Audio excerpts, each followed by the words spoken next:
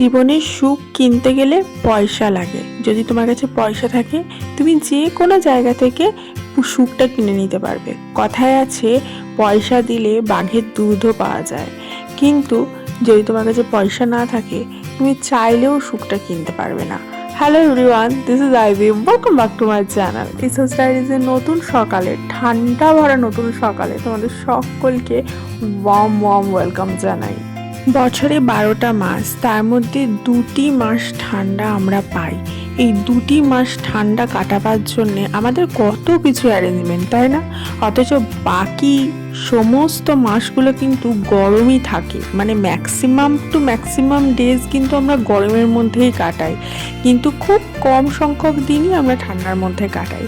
কিন্তু ভাবি, যারা শুধুই ঠান্ডার দেশে রয়েছে, যেখানে শুধু অলওয়েজ ঠান্ডায় ঠান্ডা, লাইক পাহাড়ে যারা থাকে, তাদের দেখো অত তামঝামের দরকার নেই। মানে গরমের জন্য গরমের পোশাক, শীতের জন্য শীতের পোশাক, এরকম একটা বাছাইয়ের দরকার হয় না, যেটা আমাদের প্রয়োজন হয়।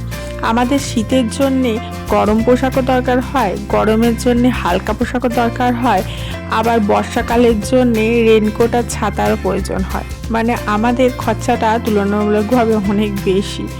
যাই হোক, এটা হয়তো একটা ব্লেসডও বলতে পারো যে আমরা প্রত্যেকটা সিজন ভালোভাবে উপভোগ করতে পারি। ঠান্ডার সময় ভালো ভালো সবজি, ভালো ভালো নলেন গুড় পিঠা এবং ঠান্ডার বেশ ভালো একটা আমেজ উপভোগ করতে পারি। সেরকম গ্রীষ্মের সময় ভালো ভালো ফল খাওয়া, গ্রীষ্মের একটা আমেজ, গরম জিনিসটা উপভোগ করতে পারি। ইভেন বর্ষাকালে বৃষ্টির যে একটা আমেজ, সেটাও উপভোগ করতে পারি।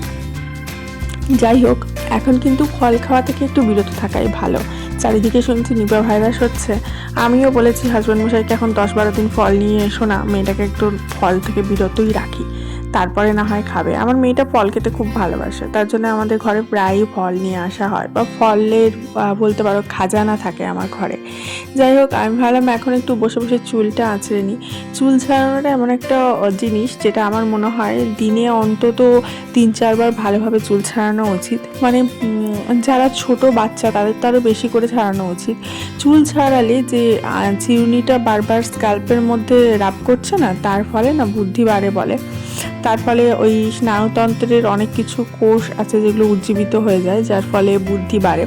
তো আমাদের তো আর বুদ্ধি বাড়বে না, আমরা তো হয়ে গেছি প্রাপ্তবয়স্ক। কিন্তু কি হয়, স্কাল্পের মধ্যে চিরুনি বারবার চালালে কি হয়, তোমার স্কাল্পটা ভালো থাকে এবং তার মধ্যে যে রক্ত চলাচলগুলো ভালো হয় এবং চুলের যে গ্রোথটা সেটা ভালো হয়। তার জন্য অন্তত খুব বেশি না হোক, দিনে অন্তত 2 থেকে 3 বার ভালোভাবে চুলটা আঁচড়ে রাখা কিন্তু আমার মনে হয় ভালো। আমি সকালের দিকে একবার আঁচড়াই, চান করতে যাওয়ার সময় একবার আঁচড়াই, রাতের বেলা শোয়ার সময় একবার প্রপার হেয়ার একদম টাই করি, দেন শুতে যাই। আমি একটা বড় স্যালুনে গেছিলাম, নাম বলছি না, ওখানে আমাকে বলেছিল রাত্রেবেলা টাই করে কেন শোন, আপনি রাত্রেবেলা চুল খুলে শোবেন।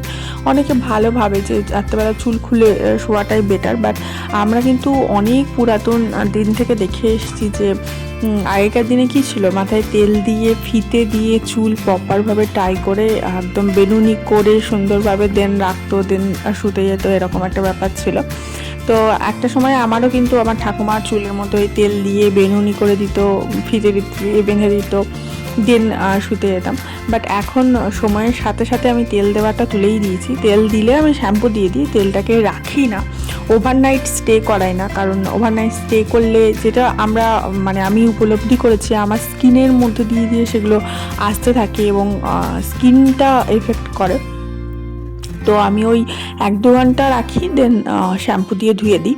এবার অনেকে বলবে আমার চুল ছাড়ালে খুশকি পড়ছে শীতকালে প্রচুর প্রচুর পরিমাণে, তার জন্য তুমি কেয়ার করো, চুলটাকে অর্ধেক দিন চুল না ধুয়ে রেখে দিও না, চুলটাকে ধোও ভালো করে, শ্যাম্পু দিয়ে ওয়াশ করো।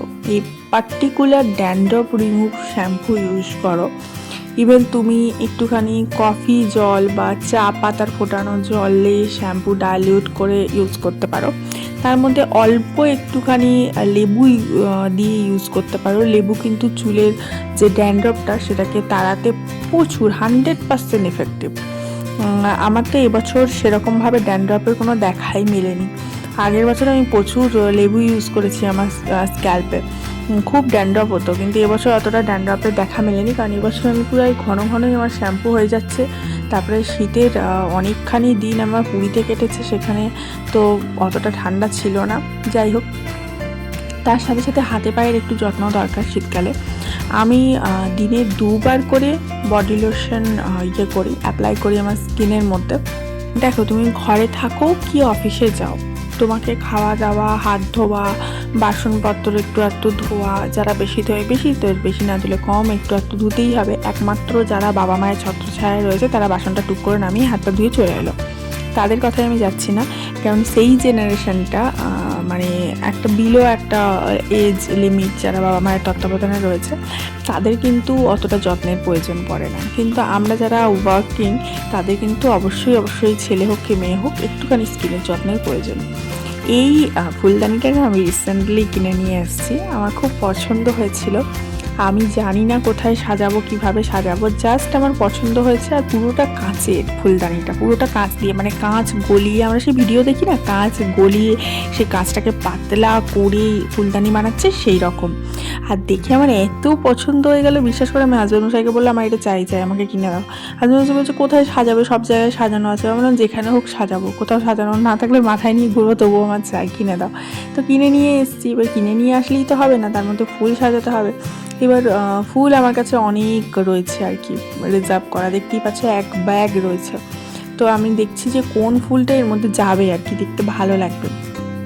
তো এই সানফ্লাওয়ারগুলো অবভিয়াসলি দেখতে ভালো লাগছে, বাট কালারটা ম্যাচ করে যাচ্ছে। আমার হাজব্যান্ডকে আমি ওটাই বলছি যে তুমি দেখে বলো, আমি 2 রকমভাবে ফুল সাজাচ্ছি, কোন ফুলটা যাচ্ছে এর মধ্যে সেটা তুমি দেখে বলো। এখনই অনলাইনে অর্ডার দিলে এখনই আসবে না, জানি না কিভাবে মানুষ একদিনের মধ্যে অনলাইনে অর্ডার পায়, আমার তো আসে না। মানে আমি কথা বলছি রেপুটেড সাইট ফ্লিপকার্ট বা মিশো থেকে যদি অর্ডার দিই, ওই আমার 7-10 দিন লেগে যাবে। তো ঘরে যেগুলো ছিল সেগুলো দিয়ে আপাতত ট্রাই করা যাক, তারপরে যখন আসবে তখন দেখা যাবে। তো এই যে এই ফুলগুলো রয়েছে, এগুলো রেড কালার তো ইয়েলোর ওপর খুব ভালো যায়। তো আমি ইয়েলোগুলো রয়েছে, আমি এটা দেখালাম একবার সাজিয়ে হাজব্যান্ড মশাইকে যে এটা কেমন লাগছে বলো, আর এটা সরিয়ে দিয়ে এইগুলো দিচ্ছি, এগুলো কেমন লাগছে বলো। তো আমার হাজব্যান্ড বললো এইগুলো দেখতে বেশি ভালো লাগছে, বাট এগুলো একটু ওঠা থাকলে ভালো হতো, কিন্তু ওঠানোর জায়গা নেই। স্টিকগুলো যেগুলো রয়েছে সেগুলো খুব ছোট, এই যে দেখো এরকম লাগবে সাজালে। তো আমার হাজব্যান্ড বলছে এইটা বেশি ভালো লাগছে, এটা সাজাও। আমি বললাম ঠিক আছে, এটাই সাজানো যাক। আর এই সানফ্লাওয়ারগুলো ঢুকিয়ে দিই। কোনো একটা সময় সানফ্লাওয়ারগুলো কোনো একটা ফুলদানিতে সাজিয়ে রাখা ছিল, সানফ্লাওয়ারগুলো আমারই কেনা, কিন্তু সেই ফুলদানিটা কিছু কারণবশত ভেঙে গেছে বলতে ক্র্যাক হয়ে গেছে। এবার কোনো জিনিস ক্র্যাক হয়ে গেলে, কাচের কোনো জিনিস ক্র্যাক হয়ে গেল বা কোনো ফটো ফ্রেম ক্র্যাক হয়ে গেল, সেগুলো কিন্তু ঘরে রাখতে নেই, খুব খারাপ রাখা বলে। কেন আমি বলতে পারবো না, সায়েন্টিফিক লজিক কোনো কিছুই আমি জানি না, জাস্ট আমার মা ঠাকুমার কাছ থেকে শুনেছি যে ভাঙা জিনিস রাখতে নেই। মানে ধরো কোনো ঠাকুরের মূর্তি ভেঙে গেল, তুমি সেটাকে জুড়ে দিয়ে রেখে দিয়েছো, সেটা খুব খারাপ। বা ধরো তোমার ফটো ফ্রেমে ভেঙে গেল, সেটা রেখে দিয়েছো, বা এই ফুলদানি টুলদানি ভেঙে গেল, সেটাকে তুমি জোড়া লাগিয়ে ইউজ করছো, সেগুলো খুব খারাপ নাকি। তো কোনো কিছু এরকম খারাপ হয়ে গেলে আমি সেগুলো জলস্থ করে দিই বা ফেলে দিই, যেগুলো ফেলে দেওয়া যেগুলো ফেলে দিই, যেগুলো ঠাকুর হলে জলস্থ করে দিই। তো সেটা রেখে করা হওয়ার পরে এই ফুলগুলো রয়ে গেছিলো, তো ফুলগুলো সাজানোর তো কোনো জায়গা ছিল না, তো আমি রেখে দিয়েছি। দেখো কোনো জিনিস ফেলে দেওয়ার নয়, তোমার কখনো না কখনো ইউজ হয়ে যাবে। তো ওই ফুলগুলো রেখে দিয়েছি, আমি ভেবেছি কখনো না কখনো ইউজ করবো। যাই হোক, তো আজকে দেখলাম, কিন্তু এটা যদি ইয়েলো কালার না নিয়ে অন্য কিছু কালার নিতাম না ফুলদানিটা, তাহলে হয়তো ভাল লাগতো, দেখতে ভাল লাগতো, মানাতো। তো তখন সেই মোমেন্টে বললো, কিন্তু এখন ভিডিও করতে গিয়ে আমার মনে হচ্ছে খারাপও লাগছে না, সানফ্লাওয়ারগুলো ইয়েলো হলেও খারাপ লাগছে না। যাই হোক, চলো এই কথা সাজিয়ে নিই। তোমরা কিন্তু অবশ্যই ভিডিওটাতে একটা লাইক করো, আর ভিডিওটা একটু শেয়ার করে দাও, আর অবশ্যই চ্যানেলটা একটু সাবস্ক্রাইব করে দিও। জানো তো এখন একটা নতুন ওয়েব সিরিজ বেরিয়েছে, ইমরান হাসমি তাস্কিরি, তোমরা চাইলে ওটা দেখতে পারো। এত ইন্টারেস্টিং ওয়েব সিরিজটা, মানে যে ছেড়ে উঠতে ইচ্ছা করছে না। আর একটা বই দেখলাম আখান্ডা 2, ওটা আখান্ডার সেকেন্ড পার্টটা বেরিয়েছিল, মোটামুটি অ্যাভারেজ, খুব একটা ভালো লাগেনি।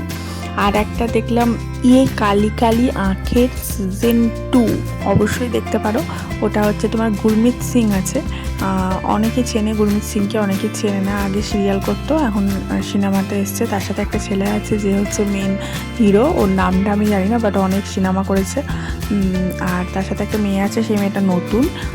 আর একটা সেকেন্ড লিড রোলে হিরোইন আছে, ওই মেয়েটাকেও মুখ চেনা, বাট আমি নাম জানি না। বাট ওয়েব সিরিজটা খুব ভালো করেছে, বাট শেষের দিকে গিয়ে আমার খুব একটা ভালো লাগেনি। শেষেরটা খুব একটা মানে টিকিয়ে রেখে দিয়েছে, আবার একটা পার্ট আসবে বলে, যা করে এখন ওয়েব সিরিজে, শেষ করে না, খুব বিরক্ত লাগে। এমন জায়গায় টিকিয়ে রাখে যে যতদিনে ও আসবে 2-3 বছর পর, ততদিনে ভুলেই যাব কি দেখেছি।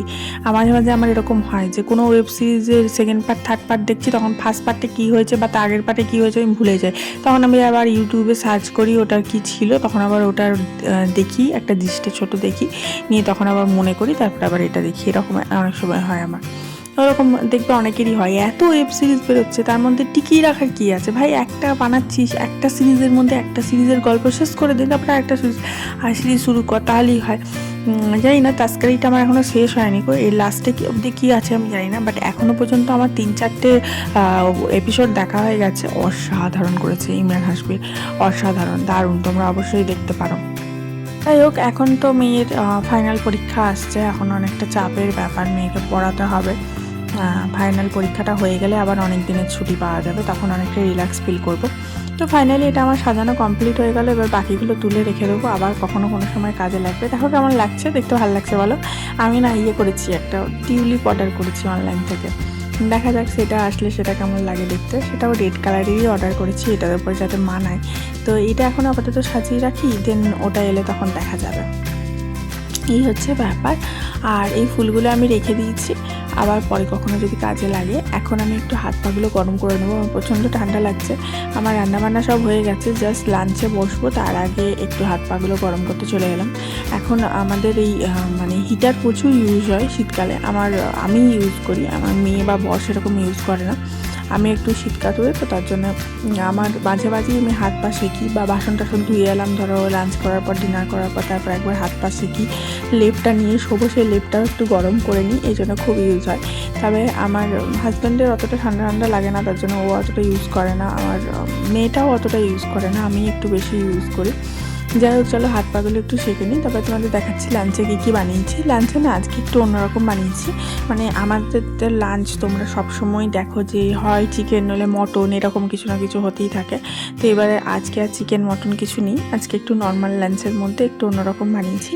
আসলে আমার শাশুড়ি মা এই শীতকালের সময় একটা খুব ভালো রেসিপি বানায়, সেই রেসিপিটা আমি আজকে ট্রাই করেছি। অনেক দিন যাবত সেই রেসিপিটা খাওয়া হয়নি, আমার খেতে খুব ইচ্ছা করছিল। তো চলো তোমাদেরকে দেখাই কী রেসিপি সেটা হচ্ছে শিম দিয়ে বানানো। এই দেখো, ভাতের সাথে করেছিলাম গরম গরম ভাত, তার সাথে এটা হচ্ছে শিমের ঝালদা টাইপের, বাট ঠিক ঝাল নয়, এটার মধ্যে সর্ষে, পোস্ত, এই সমস্ত কিছু ইউজ করে করা, খেতে ভীষণ ভালো লাগে গরম ভাতের সাথে কালো জিরে ফোড়ন দিয়ে সর্ষের তেলে করা। আর তার সাথে আমার মেয়ের ফেভারিট রান্না হয়েছিল, সেটা হচ্ছে পনির দিয়ে, ফুলকপি দিয়ে, গাজর দিয়ে একটা সবজি। তো লাঞ্চটা কমপ্লিট করে নিয়ে দেখা হচ্ছে তোমাদের সাথে আবার একটা নতুন ভিডিওতে। ততক্ষণ তোমরা সবাই ভালো থেকো, সুস্থ থেকো, অনেক হ্যাপি থেকো, লাভ ইউ অল, বাই। আর আমি এখন পনির এনজয় করবো। পনিরটা সত্যি রিয়েলি দারুণ হয়েছিল, আমি বলছি না, বাকি সবাই খেয়ে বলেছে।